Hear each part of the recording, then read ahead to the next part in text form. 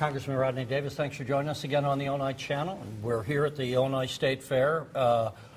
As one of the things in the panel discussion we had just recorded that you were discussing is the issue of infrastructure of the locks and dams on the riverways.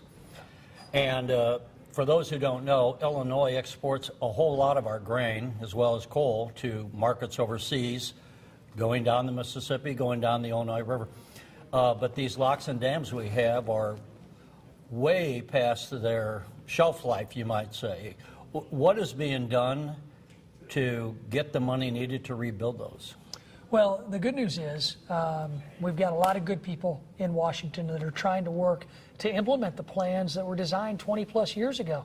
You know, I worked for Congressman John Shimkus 20 years ago, and I sat in a room with many people who were here in this room when the Corps of Engineers picked out a plan to upgrade the locks and dams along the Mississippi and Illinois rivers, and they haven't done it since that time. Why? What's the holdup? A lot of it has to do with the way the Corps of Engineers is budgeted on a project-by-project basis. They're subject to annual appropriations. When you have large infrastructure projects, you've got to have a steady source of revenue. You got to be able to bond projects out to be able to ensure that there's money to keep the construction going, rather than constructing a large amount one year, pulling back the next, reopening that. That doesn't work when you're talking about large infrastructure. And what that leads to is a lack of continuity and also increasing and sometimes skyrocketing costs for projects like the Olmsted Lock and Dam. So what we've done is we've changed the regulatory process in Washington through the WRDA bill. It's a water infrastructure bill. We're changing the way the Corps of Engineers does their studies that take right now an average of about 15 years to go from design to engineering to construction. We've required it by law now to happen in 3 years. Has that gone into effect? Well, when was that passed? That was passed 2 years ago. It's gone into effect. The Corps obviously is not implementing it as fast as we would like. And remember, there is already a funding source. Barge owners and operators pay a fee every time they use a lock or a dam.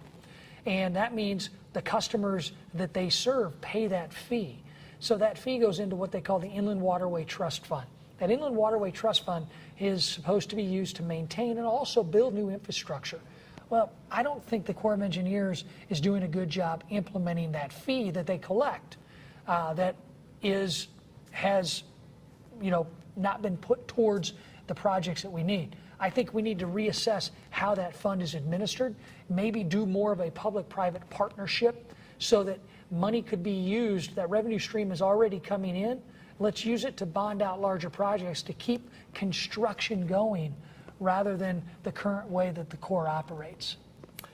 And for those who are, they're not in agriculture, they don't work in agriculture, they don't see how this impacts their life. What would it mean to the average citizen if we don't go out and rebuild these locks and dams? It means increased food costs because products can't get into the marketplaces as quickly or as cost effectively if we don't have a waterway system.